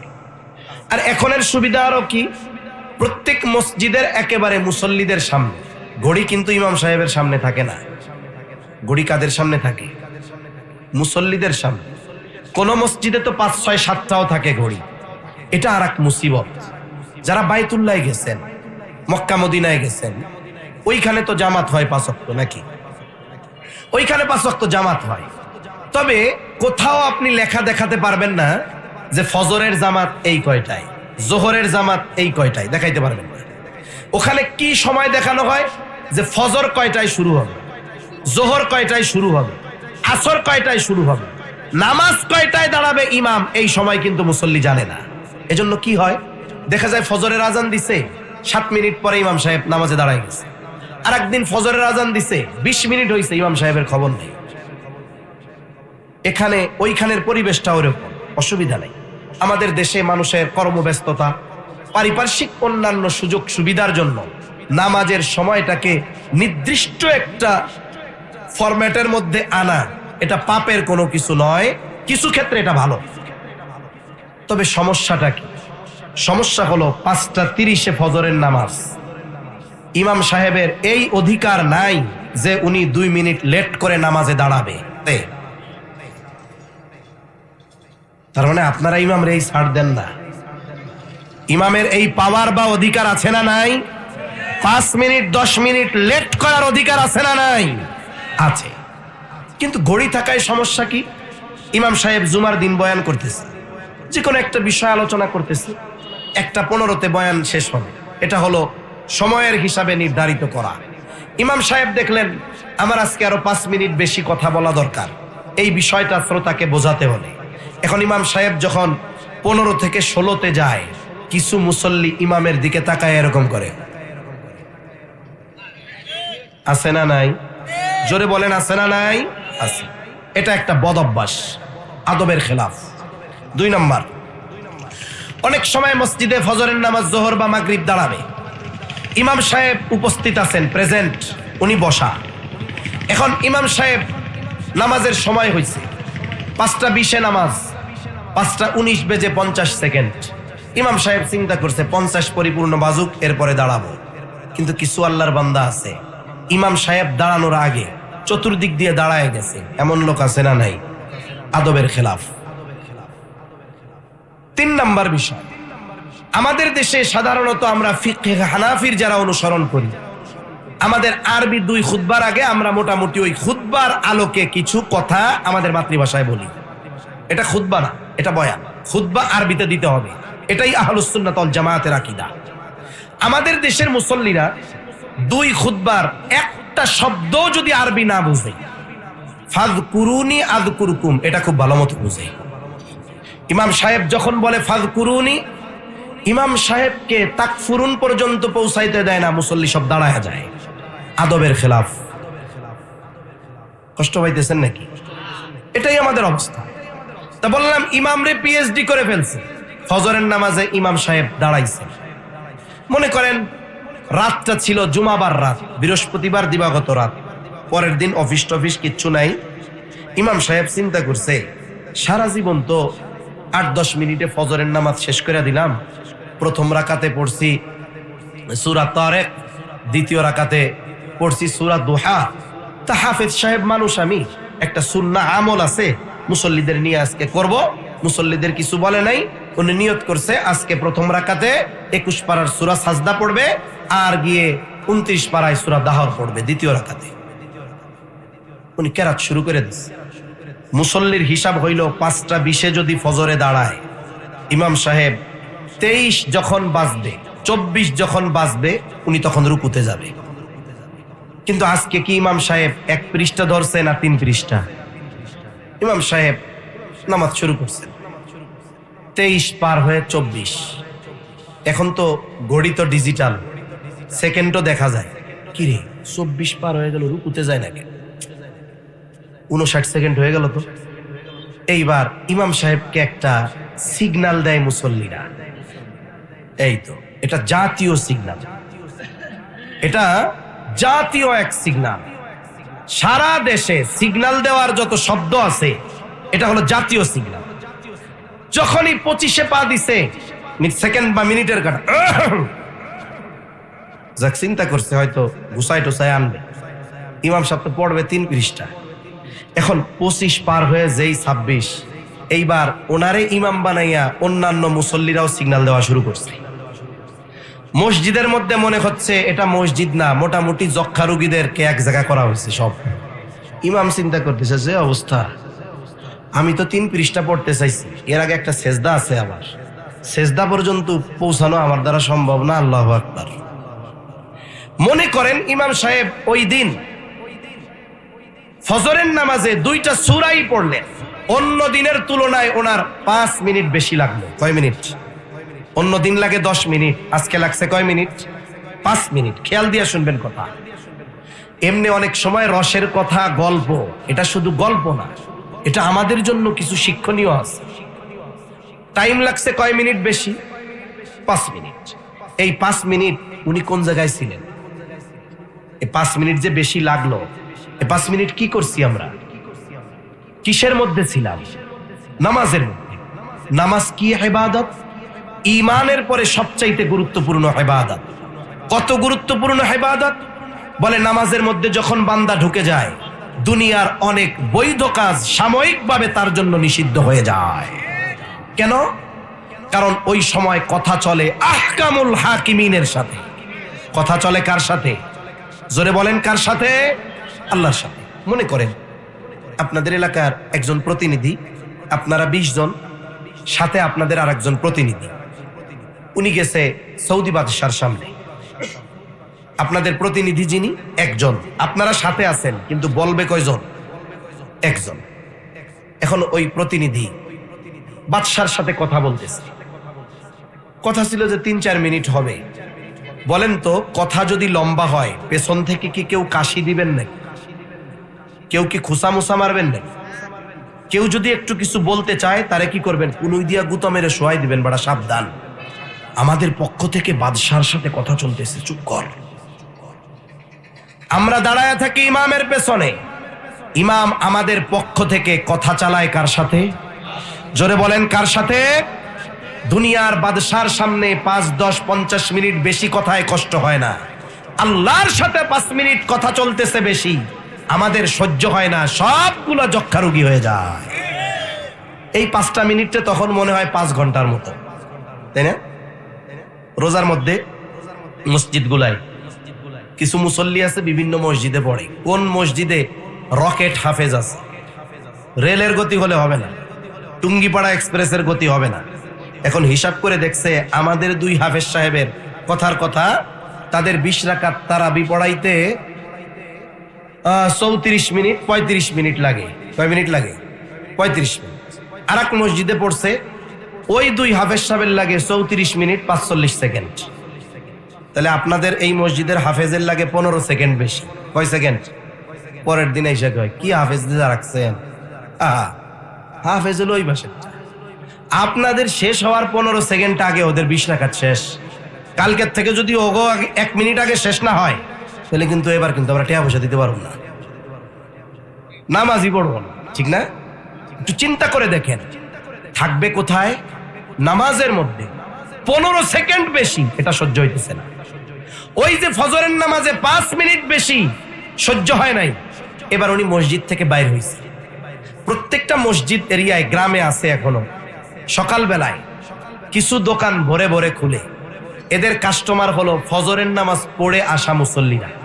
আমার গ্রামে আমার দেখা, ফজর পড়ে বের হয়, বের হয়ে 4 দোকানে বসছে 5:45 মিনিটে এক জায়গায় বসছে, আর উঠতে গিয়ে 10:45 প্রস্রাবে চাপ দিছে। এই জন্য কয় ঘন্টা? জোরে বলেন কয় ঘন্টা? 5 ঘন্টা তার কষ্ট লাগে নাই, কিন্তু ওই 5 মিনিট তার সহ্য হয় নাই। 5 ঘন্টা তুড়ির বাড়িতে চলে গেছে। কেন? বলে ওই 5 ঘন্টা ও গীবত, অন্যের দোষ বর্ণনা আর অহেতুক কথার মধ্যে কাটিয়েছে বিদায়, মুহূর্তের মধ্যে 5 ঘন্টা শেষ, বরকত নাই। কিন্তু এই 5 মিনিট ছিল শ্রেষ্ঠ ইবাদতের মধ্যে, এই জন্য এই সময়টাকে আল্লাহ তাআলা লম্বা বানায় দিয়েছে। মনে রাখবেন, এই পৃথিবীতে আল্লাহ প্রদত্ত যত নেয়ামত আছে, সব নেয়ামত গুলার মধ্যে দামি নেয়ামত, অন্যতম দামি নেয়ামত এই সময়। মানুষ মারা যাওয়ার পরে কথা বলবে, বিশ্বাস হয়? এটা আমার কথা না, রহমাতুল লিল আলামিনের কথা, দলিল স্বয়ং আল্লাহ তাআলা দিয়েছেন। মানুষ মারা যাওয়ার পরে কথা বলে। নবীজি সাল্লাল্লাহু আলাইহি ওয়াসাল্লাম বলেন, ওই কথা দুনিয়ার মানুষ শুনতে পায় না, যদি শুনতে পাইতো তাইলে ভয়ে দাফন কাফন বাদ দিয়ে দিত। কিন্তু কথা যে বলে এ ব্যাপারে কোনো সন্দেহ নাই। কি কি কথা বলে? এর মধ্যে এক ধরনের কথা হলো এইরকম, এই দুনিয়াতে যারা সময়টাকে একেবারে বেহুদা কাজে নষ্ট করছে, গুনার কাজে নষ্ট করছে, আল্লাহ তাআলা সুস্থতা দিছে, নেক আমল করে নাই, সম্পদ দিছে, দান সাদকা করে নাই, এখন এই লোকটা মারা গেছে, সময়টারে নষ্ট করছে শুধু। এই লোকটা কি কথা বলে? আল্লাহ তাআলার কাছে সে দোয়া করে। কি দোয়া করে বলি? আল্লাহ তাআলা বলেন, ওই ব্যক্তি তখন আল্লাহ তাআলার কাছে ফরিয়াদ করে। কোন ব্যক্তি? যে দুনিয়ার হায়াতকে অহেতুক কাজে, গুনার কাজে বেহুদা ব্যয় করে ফেলছে, সময়গুলাকে ভালো কাজে লাগায় নাই, নেকের কাজে লাগায় নাই, মারা গেছে, এখন হায়াতের মূল্য বুঝতে পারছে। সে আল্লাহ তাআলার কাছে বড় আবেগ আর কাকুতি মিনতির সাথে বলে, ফায়াকুলা রব্বি লাউলা আখরতানি ইলা আজালিন করিব ফাআসাদদাকা ওয়া আকুম মিনাস সালিহিন। এই মানুষগুলো আল্লাহর কাছে ফরিয়াদ করে মরার পরে বলে, ও রব, যদি সামান্য সময়ের জন্য একটু অবকাশ দিতেন, আবার একটু যদি দুনিয়ায় যাওয়ার সুযোগ দিতেন, ও রব, আমাকে যে সম্পদ আপনি দিয়েছিলেন তা থেকে আমি সাদকা করতাম। শুধু তাই না, আমারে যে সময় দিয়েছিলেন, সময়গুলাতে তো আমি নেক কাজ করতে পারি নাই, গুনার কাজ আর অহেতুক কাজ করে কাটায় দিয়েছি। ও রব, আবার একটু দুনিয়ায় যেতে দেন, সম্পদ থেকে সাদকা করব। সময়গুলো নেক কাজের মাধ্যমে অতিবাহিত সময় কাটে, খেলা খেলে, খেলা দেখে, ফেসবুক, ইন্টারনেট, ইউটিউবে অহেতুক কারণে কেন আমার আপনার সময় আমি নষ্ট করতেছি? একদিন সময় থাকবে না, সময়ের কদর বুঝে আসবে, মূল্য বুঝে আসবে, কিন্তু করার কিছু থাকবে না। এজন্য নেক কাজের মাধ্যমে আমরা সময়কে বরকতময় করব, কর ইনশাআল্লাহ। 4 নাম্বার, নবীজি সাল্লাল্লাহু আলাইহি ওয়াসাল্লাম বলেন, ওয়াতাযহারুল ফিতান, অল্প সময়ের মধ্যে শেষ করে দিব ইনশাআল্লাহ। ওয়া তাযহারুল ফিতান, কিয়ামতের আগে ফিতনা প্রকাশ পাবে। এর দ্বারা উদ্দেশ্য মুহাদ্দিসিনে কেরাম বলেন দাজ্জালের ফিতনা, কারণ যতক্ষণ না দাজ্জালের আবির্ভাব না ঘটবে নবীজি বলেন কিয়ামত সংগঠিত হবে না। আর এই উম্মতের জন্য কিয়ামতের পূর্বে দাজ্জালের ফিতনার চাইতে বড় ফিতনা আর কিছু হবে না। নবীজি উম্মতের প্রতি বড় রহম দিল। উম্মত মুসিবতে পড়বে, ওই মুসিবত থেকে কেমন করে উম্মত বেঁচে থাকতে পারে সে পদ্ধতি নবীজি উম্মতকে শিখায়া দিয়েছেন। নবীজি জানায়া দেন, যারা জুমার দিন সূরা কাহাফের তিলাওয়াত করবে, কমপক্ষে সূরা কাহাফের প্রথম 10 আয়াত তিলাওয়াত করবে, আল্লাহ তাআলা তাদেরকে দাজ্জালের ফিতনা থেকে হেফাজত করবে। সূরা কাহাফের প্রথম 10 আয়াত।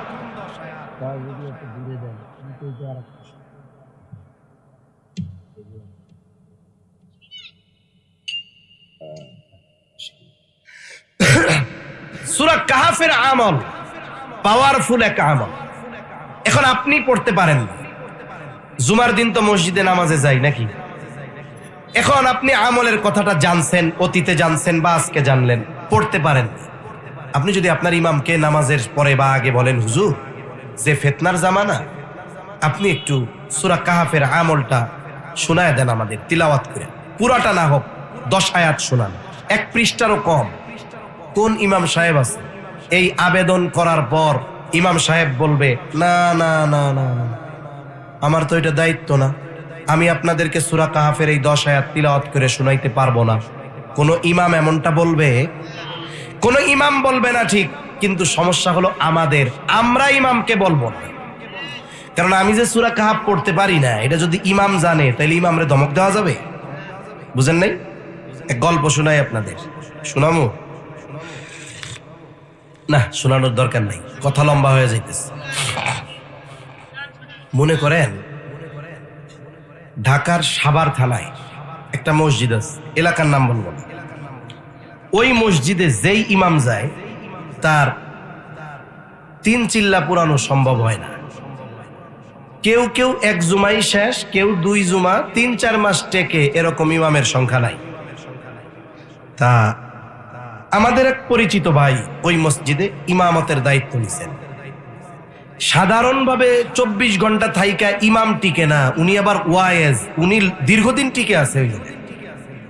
তা একদিন জিজ্ঞাসা করলাম, যাই কি ব্যাপার ভাই, এ মসজিদে সারা বছর নিয়োগ বিজ্ঞপ্তি থাকে, এখন তো বন্ধ করে দিলেন আপনি, সিস্টেমটা কি? বুঝলাম না। ভাই প্রথম দিন আসছি, আগে হাউকাউ ভাউটাও বুঝছি সব, যে কারা বেশি পটর পটর করে, ইমাম টেকে না কাদের জন্য, এটা যখন বুঝতে পারছি, এর কয়েকদিন পর থেকেই মাগরিবের পর, ফজরের পর কোরআন তিলাওয়াত, মস্ক, মাসালা, এই বিষয়গুলো শেখানো শুরু করছে। আর ঠিক ওই লোকগুলোরে দাঁড়া করাই দোয়ায় কুনুত বলতে, যেটা বেশি পটর পটর করে।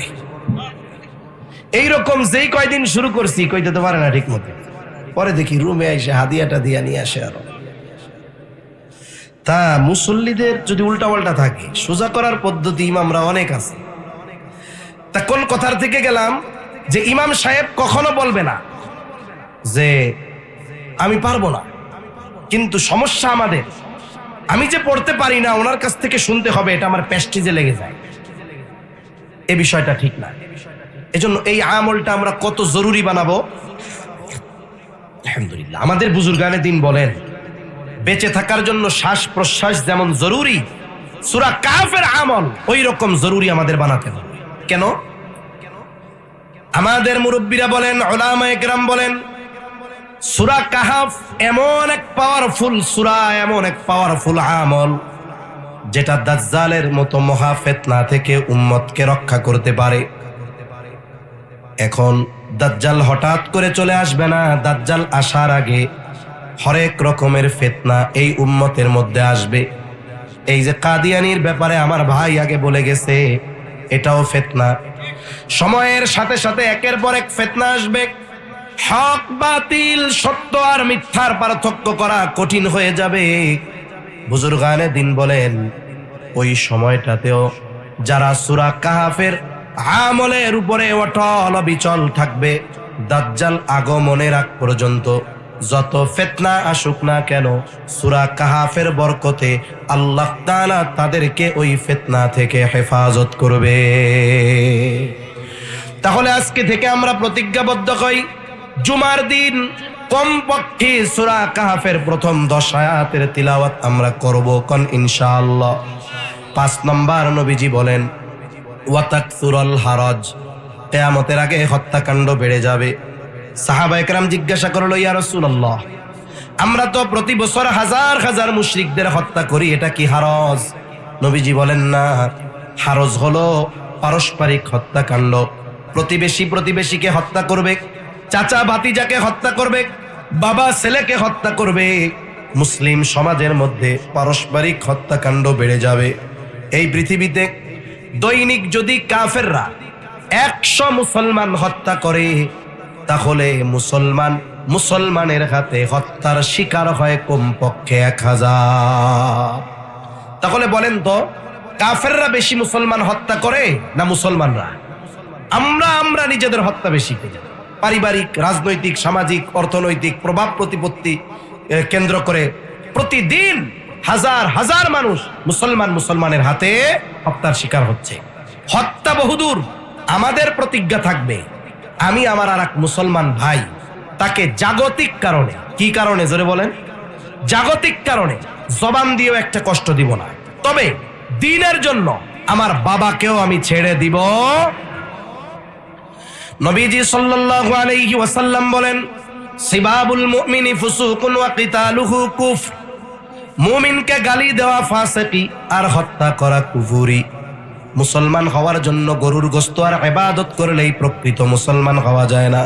নবীজি বলেন, আল মুসলিমু মান সালিমাল মুসলিমুনা মিন লিসানিহি ওয়া ইয়াদিহি, নবীজি বলেন প্রকৃত মুসলমান হলো সে যার জবান এবং হাতের অনিষ্ট থেকে অপর মুসলমান নিরাপদ।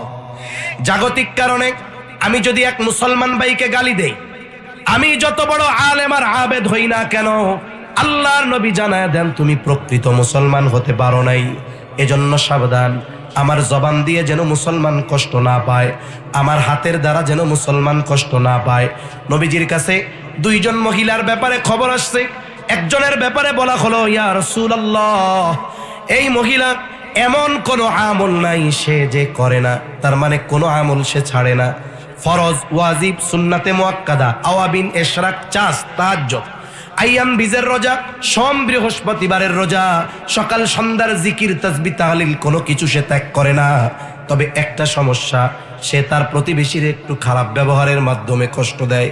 আর একজনের ব্যাপারে বলা হলো, ইয়া রাসূলুল্লাহ, এই মহিলা যেটা না করলে নয় এর চাইতে বেশি করে না, তার মানে ফরজ, ওয়াজিব, সুন্নাতে মুআক্কাদা এর আর কোনো আমল নাই, তবে প্রতিবেশীর সাথে ভালো আচরণ করে।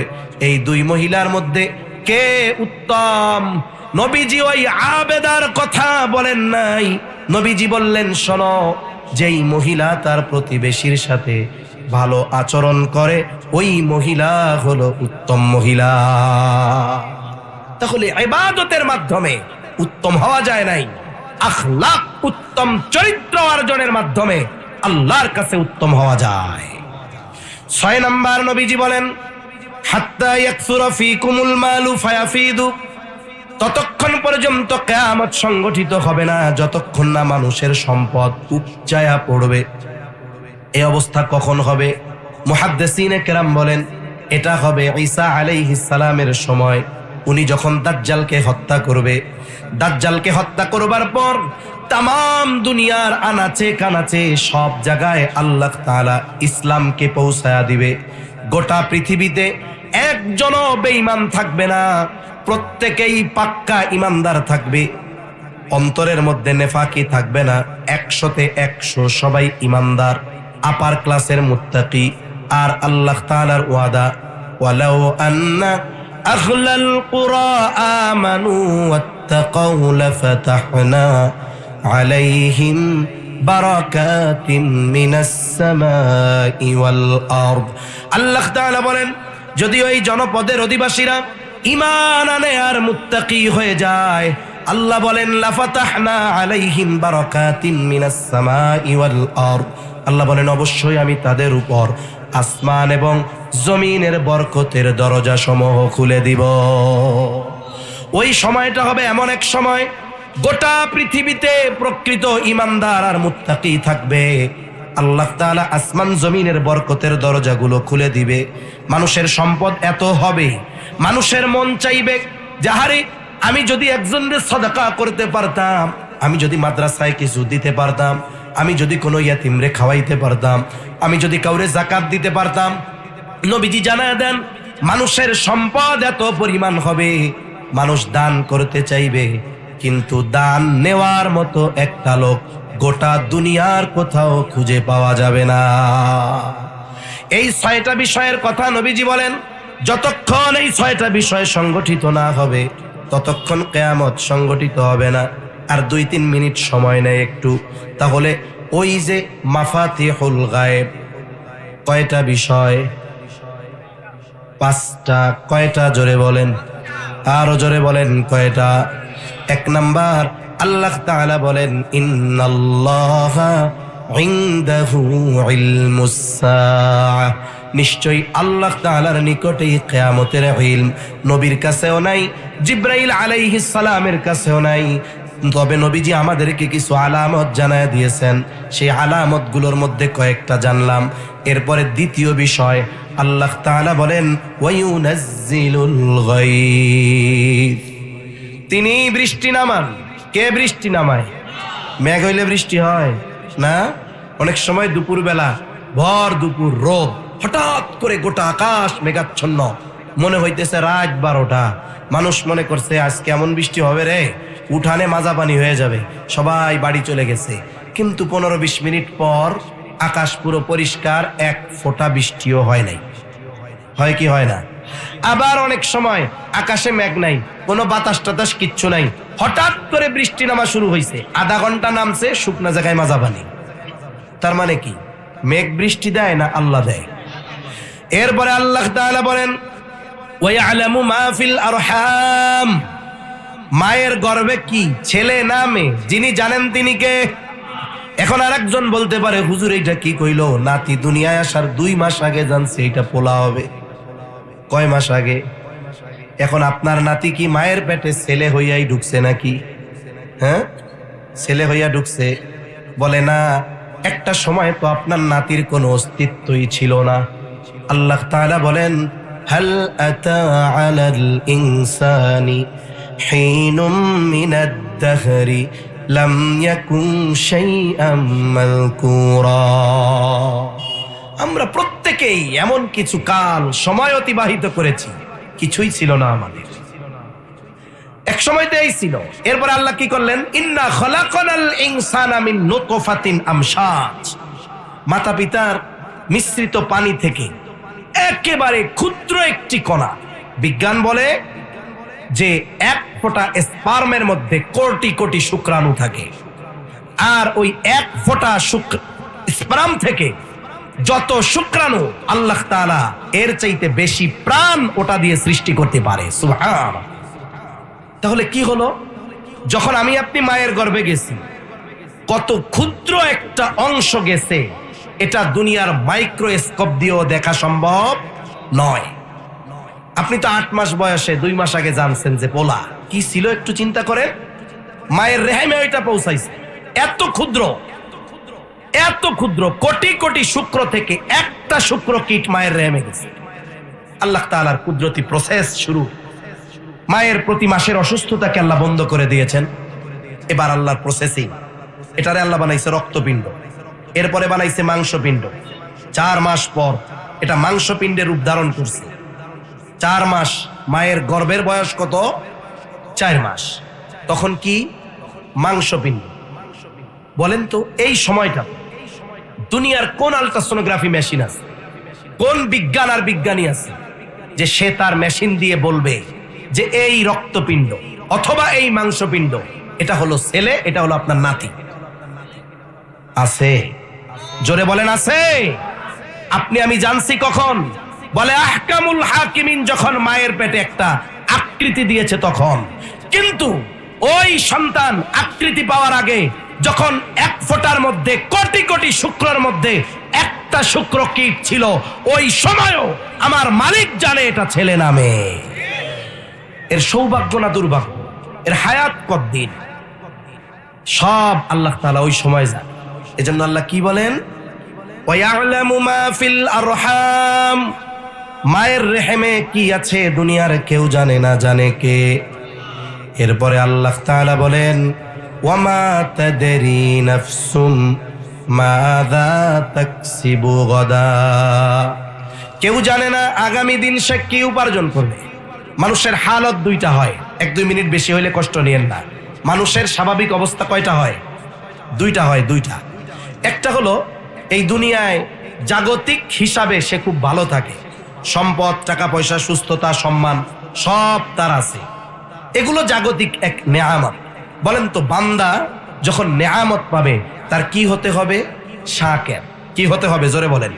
শাকের মানে শুকরগুজার করবে, আল্লাহ আপনি আমারে দিছেন, এটা আপনার পক্ষ থেকে নেয়ামত। বান্দার আরেকটা পরিস্থিতি হয় যেখানে সে অভাবে থাকে, কষ্টে থাকে, অসুস্থতায় থাকে। ইমানদার 5 ওয়াক্ত নামাজ পড়ে, অনেকে কিন্তু বলে, আল্লাহ রে না আমার এই খালি দেখেন সব মুসিবত আমার উপর দিয়া, অথচ আমি কোনো হারাম কাজ করি না। আছে না এরকম? এখন কারো যদি একটু কষ্ট থাকে, মুসিবতে থাকে, সে হবে সবের। সে কি হবে? সে হতাশ হবে না, সে কি হবে? সবের। আর যার আছে সে হবে শাকের, সে ফখর করবে না, অহংকারী হবে না। কেন? কারণ আজকে যার আছে আগামীকাল সকালে থাকবে, এর কোনো নিশ্চয়তা আছে? আজকে যার নাই আগামীকাল যে তার হবে না, এর কোনো নিশ্চয়তা আছে? যেন কবি একটা সুন্দর কথা বলে না, নদীর এপার ভাঙে ওপার গড়ে, এই তো নদীর খেলা, সকাল বেলার ধনীরে তুই ফকির সন্ধ্যাবেলা। আমার অবস্থা যেটাই হোক, যদি ভালো থাকি শাকের, যদি মুসিবতে থাকি সবের। আল্লাহর কাছে বলবো, আল্লাহ এই সবর, এই মুসিবত আপনি দিছেন। অনেক সময় অসুস্থতাও নেয়ামত হয়, তবে আল্লাহর কাছে বলতে হয়, আল্লাহ এই নেয়ামতটা আমার জন্য কষ্টের হইতেছে, আপনি এটার একটু বদল করে দেন। 5 নম্বর আল্লাহ তাআলা বলেন, ওয়ামা তাদরি নাফসুম বিআইয়ি আরদিন তামুত, কেউ জানে না কোন জমিনে কোন স্থানে তার মৃত্যু হবে। আল্লাহর কসম, আমার আপনার মৃত্যুর সময় আর স্থান সুনিশ্চিত, তবে আমি আপনি জানি না। আমি আপনি জানি না, তবে স্থান আর সময় নিশ্চিত। নবীজি এক হাদিসের মধ্যে বলেন, আল্লাহ তাআলা যার যেখানে মৃত্যু লিখে রেখেছেন, যদি তার কোনো প্রয়োজন সেখানে নাও থাকে, আল্লাহ তাআলা প্রয়োজন সৃষ্টি করে তাকে ওই জায়গায় নিয়ে যায়। হাজার উপমা দেওয়া যাবে, মোট কথা হলো আমার আপনার মৃত্যুর সময়, স্থান সুনিশ্চিত। এই যে গায়েব সম্পৃক্ত 5টি বিষয়, এগুলোর ইলম দুনিয়ার কারো কাছে নাই, একমাত্র জানে কে? একমাত্র জানে কে? এগুলো গায়েব সম্পৃক্ত বিষয়। আর ইমানদারদের পরিচয় দিতে গিয়ে আল্লাহ তাআলা প্রথমেই বলছেন, আল্লাযীনা ইউমিনুনা বিল গায়ব। এজন্য আমরা যদি এই বিষয়গুলোর উপরে আমাদের ঈমানকে দৃঢ় করতে পারি, কিয়ামতের ব্যাপারে, পরকালের ব্যাপারে, মৃত্যুর ব্যাপারে, কবরের ব্যাপারে, মিজানের ব্যাপারে, পুলসিরাতের ব্যাপারে, এই ব্যাপারগুলোতে যদি আমাদের ঈমান দৃঢ় হয়, তাহলে আমাদের দুনিয়ার আমল সুন্দর হবে। দুনিয়ার আমল সুন্দর হবে, কবর জান্নাতের বাগান হবে। কবর জান্নাতের বাগান হবে, মুহূর্তের মধ্যে কিয়ামতের ময়দানের অবস্থান শেষ, সর্বশেষ ঠিকানা হবে আল্লাহর সেই অফুরন্ত কল্পনাতীত নেয়ামতে ভরপুর জান্নাত। আল্লাহ তাআলা আমাদের সকলকে কথাগুলো বুঝবার তৌফিক দান করেন। জবান খুলে বলি আমিন, আরো জোরে বলি আমিন। ওয়া আখিরু দাওয়ানা আনিল হামদুলিল্লাহি রাব্বিল আলামিন। আসসালামু আলাইকুম ওয়া রাহমাতুল্লাহি ওয়া বারাকাতুহু। দুরূদ শরীফ পড়ি। আল্লাহুম্মা সাল্লি আলা মুহাম্মদ ওয়া আলা আলি মুহাম্মাদিন কামা সাল্লাইতা আলা ইব্রাহিম ওয়া আলা আলি ইব্রাহিম ইন্নাকা হামিদুম মাজিদ। আল্লাহুম্মা বারিক আলা মুহাম্মাদিন ওয়া আলা আলি মুহাম্মাদ কামা বারাকতা আলা ইব্রাহিম ওয়া আলা আলি ইব্রাহিম ইন্নাকা হামিদুম মাজিদ। আলহামদুলিল্লাহি রাব্বিল আলামিন ওয়াল আকিবাতু লিল মুত্তাকিন والصلاة والسلام على خير خلقه محمد وعلى آله وأصحابه أجمعين ربنا ظلمنا أنفسنا وإن لم تغفر لنا وترحمنا لنكونن من الخاسرين ربنا آتنا في الدنيا حسنة وفي الآخرة حسنة وقنا عذاب النار ربنا لا تزغ قلوبنا بعد إذ هديتنا وهب لنا من لدنك رحمة إنك أنت الوهاب وأفوض أمري إلى الله إن الله بصير بالعباد حسبنا الله ونعم الوكيل نعم المولى ونعم النصير اللهم حاسبنا حسابا يسيرا اللهم حاسبنا حسابا يسيرا اللهم إنك عفو كريم تحب العفو فاعف عنا رب العالمين দীর্ঘ রাত পর্যন্ত দ্বীনি আলোচনার পরে গুনাহ মাখা হাত আমরা আপনার শাহী দরবারের দিকে তুলে ধরেছি। হায় আল্লাহ, রাত যত গভীর হয় দুনিয়ার মানুষের দরজাগুলো বন্ধ হয়ে যায়, আর রাত যত গভীর হয় আপনার রহমতের দুয়ার তত উন্মোচিত হয়। হায় আল্লাহ, আমরা গুনাহগার, আপনি গফফার, আমরা গুনাহ করতে ভালোবাসি মালিক, আপনি ক্ষমা করতে ভালোবাসেন। আপনি তো গফফার, আপনি তো গফুর, আপনি তো রহমান, আপনি তো রহিম। আয় আল্লাহ, আপনি আপনার গফুর, গফফার, রহিম, রহমান নামের ওসিলায় যে যেখান থেকে হাত উঁচু করেছে আমাদের বিগত জীবনের সব ধরনের গুনাহগুলো মাফ করে দেন। আয় আল্লাহ, আমাদের আত্মীয় স্বজন দেশ বিদেশে যে যেখানে আছে মাফ করে দেন। আয় আল্লাহ, যারা দুনিয়া ছেড়ে চলে গেছে মাফ করে কবরগুলো আপনি জান্নাতের টুকরো বানায় দেন। আল্লাহ, এলাকায় আশেপাশে যত কবরস্থান আছে, যত মুমিন মুমিনাত শাহীদ আছে, আল্লাহ সবার কবরগুলো আপনি জান্নাতের টুকরো বানায় দেন। রব্বুল আলামিন, যেই সমস্ত মুরব্বীরা বেঁচে আছে সুস্থ দীর্ঘ নেক হায়াত দান করেন। খাস করে আল্লাহ এই মাদ্রাসা আপনি কবুল করে নেন রব্বুল আলামিন। মাদ্রাসার সার্বিক তত্ত্বাবধান ও পরিচালনায় আয় আল্লাহ আমাদের হাফেজ মাওলানা মুফতি আনিসুর রহমান সাহেব আছেন। আয় আল্লাহ, ওনাকে আপনি সুস্থ দীর্ঘ নেক হায়াত দান করেন। সাথে সাথে এই মাদ্রাসার কল্যাণে অর্থ দিয়ে, শ্রম দিয়ে, পরামর্শ দিয়ে যে যেভাবে সহযোগিতা করে আল্লাহ সবার সকল প্রকার সাহায্য সহযোগিতা আপনি কবুল আর মঞ্জুর করে নেন। আল্লাহ, পরিচালনা পর্ষদে যারা আছে কবুল করে নেন, ওস্তাদ ছাত্রদের কবুল করে নেন। মাদ্রাসার যত প্রয়োজনীয়তা আছে গায়বী খাজানা থেকে মিটায়া দেন। এই মাদ্রাসা সহ তামাম দুনিয়ার সকল মাদ্রাসাগুলো সকল ষড়যন্ত্র চক্রান্ত থেকে হেফাজত করেন রব্বুল আলামিন। খাস করে মালিক, তামাম দুনিয়ার মুসলমানদের জানমাল আপনি হেফাজত করেন। সুদানের মুসলমানদের হেফাজত করেন, গাজার মুসলমানদের হেফাজত করেন। যেখানেই মুসলমানেরা মাজলুম, আয় আল্লাহ আপনি তাদের জন্য সাহায্যকারী হয়ে যান। তামাম দুনিয়ার মুসলমানদের এক হওয়ার তৌফিক দেন। আয় আল্লাহ, আমাদের একে অপরের প্রতি হৃদ্রতা ভালোবাসা বাড়ায়া দেন। আয় আল্লাহ, আমাদের সকলকে ঈমানি বন্ধনে এক হওয়ার তৌফিক দেন রব্বুল আলামিন। আমাদের একে অপরের প্রতি হিংসা বিদ্বেষ দূর করে দেন রব্বুল আলামিন। দেশ ও ইসলামের জন্য আমাদের ঐক্যবদ্ধ থাকার তৌফিক দান করেন। যারা দেশ নিয়ে, ইসলাম নিয়ে ষড়যন্ত্র চক্রান্তে লিপ্ত আল্লাহ তাদের বিরুদ্ধে আমাদের ঐক্যবদ্ধ থাকার তৌফিক দান করেন। আয় আল্লাহ, খাস করে যারা অসুস্থ সুস্থতা দান করেন মালিক। খাস করে মালিক, আজকের মাহফিলের মেহমান ছিলেন সটফা হুজুরের সাহেবজাদা আবু উবায়দা ভাই, ওনার ভগ্নিপতি ইন্তেকাল করেছে। আল্লাহ আল্লাহ আপনি তারে মাফ করে দেন রব্বুল আলামিন। সটফা হুজুরের খেদমতগুলো কবুল করে নেন, সদর সাহেব হুজুরকে কবুল করে নেন, খেদমতগুলা কবুল করেন। দীর্ঘদিন ব্যাপী এই জমিনে ওনাদের খেদমতগুলার প্রভাব রাখেন আল্লাহ। সাথে সাথে যেই সমস্ত মুরব্বীরা বেঁচে আছে ওনাদেরকেও সুস্থ দীর্ঘ নেক হায়াত আপনি দান করেন আল্লাহ। ভাবির অভাব দূর করে দেন, ঋণগ্রস্তের ঋণ পরিশোধের তৌফিক দেন, হারাম হালাল বেঁচে চলার তৌফিক দেন, বরকতময় প্রশস্ত রিজিক দান করেন। যারা বেকার আছে হালাল কর্মসংস্থানের ব্যবস্থা করে দেন রব্বুল আলামিন। রিজিক সংকীর্ণতা দিয়ে আপনি আমাদের পরীক্ষা নিয়েন না। খাস করে মালিক, আমরা যারা হাত উঁচু করেছি আমাদের মধ্যে অনেকের মা বাবা দুনিয়া ছেড়ে অন্ধকার গহীন কবরে চলে গেছে। আল্লাহ, মা বাবা কত বড় নেয়ামত, যার নাই সে বোঝে মা বাবা কত বড় নেয়ামত। দুনিয়ার অপর প্রান্তে আমেরিকার খবর মুহূর্তের ভিতরে পাওয়া যায়, দেখা যায়। 3 হাত মাটির নিচে মোহাব্বতের মা বাবার কবরের খবর জানা যায় না, দেখা যায় না।